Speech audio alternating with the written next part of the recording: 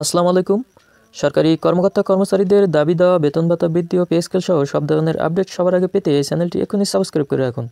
তো আজকের এই ভিডিওতে আমি আলোচনা করতে যাচ্ছি বর্তমান সময় অনুযায়ী পে স্কেল খুবই জরুরি এবং পে স্কেলই পারে একমাত্র সব সমস্যার সমাধান করতে এই মুহূর্তে। তো আসলে আপনারা কিছুদিন যাবৎ দেখতে পাবেন খেয়াল করলে যে বাংলাদেশে কিন্তু সরকারের বিভিন্ন দপ্তর পরিদপ্তরের কর্মকর্তা কর্মচারীরা তারা বিভিন্ন আন্দোলন কর্মসূচি পালন করছে, যেটা আমরা বর্তমান সময়ে দেখতে পাচ্ছি যে মেডিকেল টেকনোলজিস্ট বা মেডিকেল ডিপ্লোমাধারীরা তারা কিন্তু 10ম গ্রেডের জন্য আন্দোলন করছে। এর আগে কিছুদিন আগেও আমরা দেখতে পাইছি যে প্রাথমিকের সরকারি শিক্ষকরা 10ম গ্রেডের জন্য আন্দোলন করছে। তার আগে আমরাও দেখতে পাইছি যে অডিটররা তাদের 10ম গ্রেডের জন্য আন্দোলন করছে, বা ভূমি অফিসে বা এছাড়া আরও অনেক দপ্তর পরিদপ্তরের কর্মকর্তা কর্মচারীরা তারা কিন্তু তাদের গ্রেড উন্নয়নের জন্য বিভিন্নভাবে আন্দোলন কর্মসূচি পালন করছে। তো এই মুহূর্তে আসলে সরকারের কি করা উচিত? সরকার কি সকলকেই 10ম গ্রেড দিয়ে দিবে এই মুহূর্তে, এমনটি মনে হয়? তো আসলে এরকমটা ভাবাটা কতটা সমীচীন হবে বলে আমি জানি না।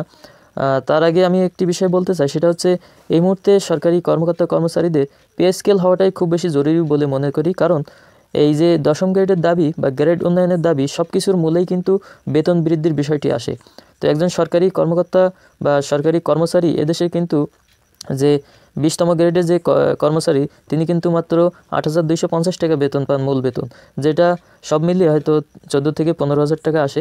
তো এই বাজার দর অনুযায়ী 14 থেকে 15,000 টাকা কিন্তু খুবই কম, যেটা আসলে বলাই যায় না যে এই বেতন দিয়ে কীভাবে চলে একজন কর্মচারী, তার পরিবার সংসার। তো এটা আসলে বলা যায় যে এই 20তম গ্রেডে একজন সরকারি কর্মচারী তিনি যে বেতন পান এটা আসলে সমাজে চলাই যায় না। অপরদিকে আমরা যদি খেয়াল করি একজন সরকারি ঊর্ধ্বতন মহলের যে ব্যক্তি থাকেন তিনি হয়তো 78,000 টাকা বেতন পান। এই 78,000 টাকা আর 8,250 টাকা যে আকাশ পাতাল ব্যবধান, এই ব্যবধানটাই আসলে খুব এই যে বর্তমান সময়ে যে সমস্যা, এই সমস্যার বড় কারণ যেটা। তো এই যে ব্যবধান বা এই যে বৈষম্য, এই বৈষম্যটাই আসলে সরকার যদি এই মুহূর্তে কমাতে পারে তাহলে এই যে সরকারি বিভিন্ন দপ্তর পরিদপ্তরের কর্মচারীরা যে আন্দোলন করছে গ্রেড উন্নয়নের জন্য, এই আন্দোলনটাই আসলে করা লাগবে না তাদেরকে। যে বেতন বৃদ্ধি পাইলে কিন্তু আসলে একজন কর্মচারী সে ভালো থাকে বা ভালো থাকবে। আসলে 2015 সালে যে লাস্ট পে স্কেল হয়েছিল, সেই 15 সালে পে স্কেলে যে আকাশ পাতাল ব্যবধান বা বৈষম্য করা হয়েছে, এই বৈষম্যের প্রতিফলন বা বৈষম্যের ফলই কিন্তু আজকে বিভিন্ন দপ্তর পরিদপ্তরের কর্মচারীরা আন্দোলন করছে গ্রেড উন্নয়নের জন্য। তো আসলে পে স্কেলটা হচ্ছে সবার জন্য, সামগ্রিকভাবে সবাইকে দিতে হয়। তো এই যে বেতন গ্রেড বা বেতন বৈষম্য দূর করে গ্রেড সংখ্যা কমিয়ে 10 বা 12 করে একটা সুন্দর এবং সময় অনুযায়ী বাজার দর অনুযায়ী একটা পে স্কেল সরকার যদি এই মুহূর্তে পে কমিশন গঠন করে পে স্কেল ঘোষণা করে তাহলে অনেক সমস্যার সমাধান হয়ে যাবে।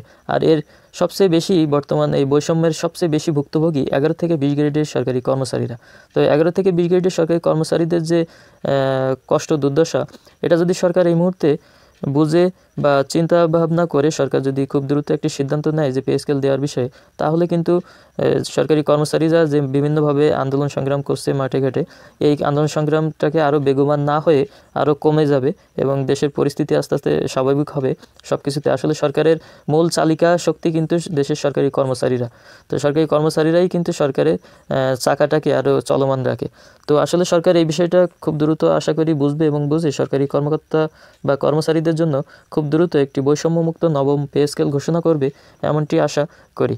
তো সরকারি চাকরির সব আপডেট সবার আগে পেতে চ্যানেলটি এখনই সাবস্ক্রাইব করে সাথেই থাকুন। ধন্যবাদ।